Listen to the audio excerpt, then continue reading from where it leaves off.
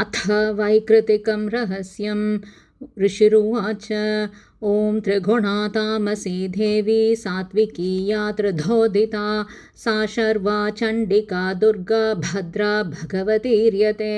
योगनिद्रा हरेरुक्ता महाकाली तमोगुणा मधुकैटभनाशार्थं यान्तुष्टावाम्बुजासनः।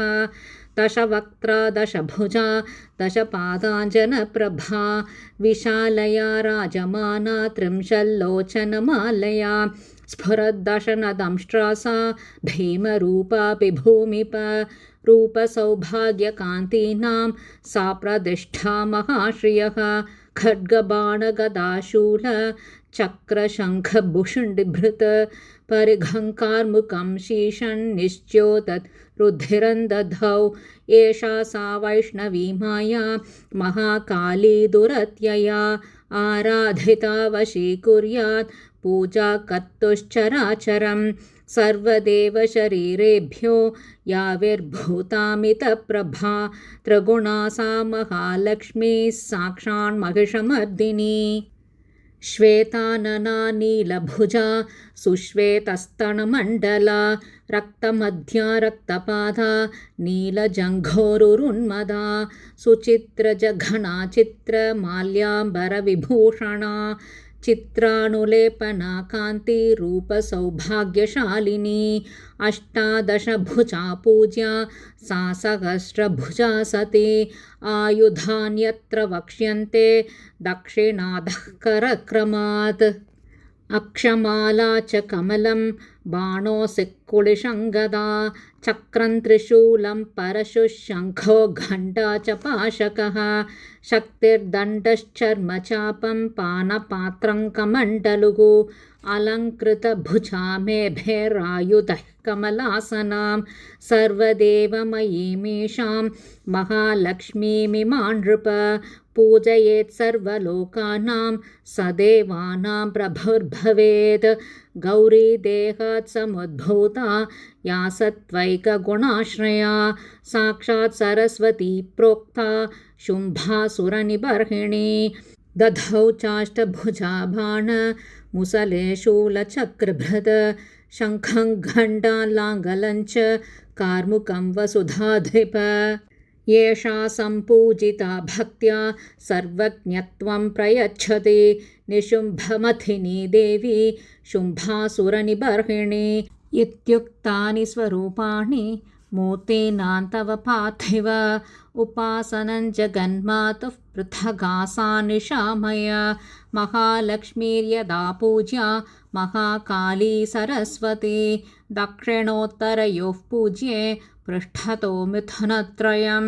विरिञ्चिस्मरया मध्ये रुद्रो गौर्या च दक्षिणे वामे लक्ष्म्या हृषीकेशः पुरतो देवतात्रयम्। अष्टादशभुजा मध्ये वामे चास्या दशानना दक्षिणेष्टभुजा लक्ष्मी महतीति समर्चयेत्। अष्टादशभुजा चैषा यदा पूज्या नराधिप दशानना चाष्टभुजा दक्षिणोत्तरयोस्तथा। कालमृत्यु च सम्पूज्यौ सर्वारिष्टप्रशान्तये यथा चाष्टभुजा पूज्या शुम्भासुरनिबर्हिणी। नवास्या शक्तयः पूज्यास्तथा रुद्रविनायकौ नमो देव्या इति स्तोत्रैर्महालक्ष्मीं समर्चयेत्। अवतारत्रयार्चायां स्तोत्रमन्त्रास्तदाश्रयाः अष्टादशभुजा चैषा पूज्या महिषमर्दिनी। महालक्ष्मीर्महाकाली सैव प्रोक्ता सरस्वती ईश्वरी पुण्यपापानां सर्वलोकमहेश्वरी। महिषान्तकरी येन पूजिता स जगत्प्रभुः पूजये जगतां धात्रीं चण्डिकां भक्तवत्सलाम्।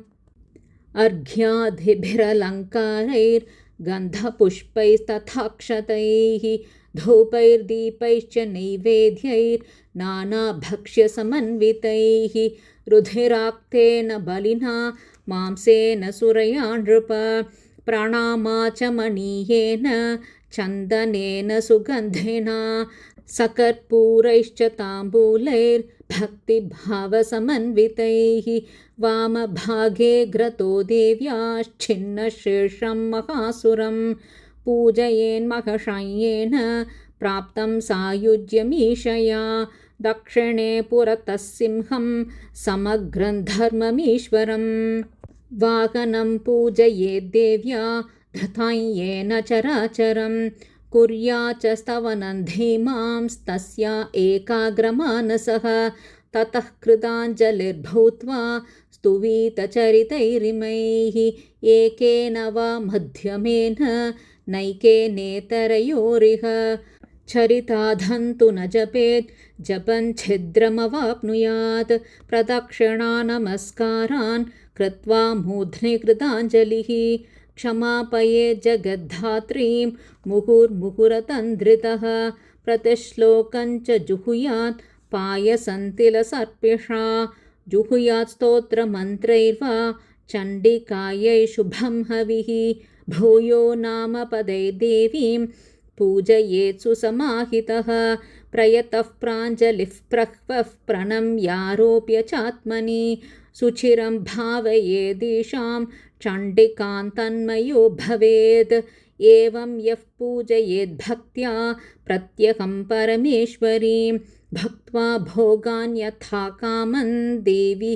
सायुज्यमाप्नुयात् यो न पूजयते नित्यं चण्डिकां भक्तवत्सलां भस्मीकृत्यास्य पुण्यानि निर्दहेत् परमेश्वरी तस्मात् पूजय भूपाल सर्वलोकमहेश्वरीं यथोक्तेन विधानेन चण्डिकां सुखमाप्स्यसि। ॐ श्रीजगदम्बार्पणमस्तु इति वैकृतिकं रहस्यं सम्पूर्णम्।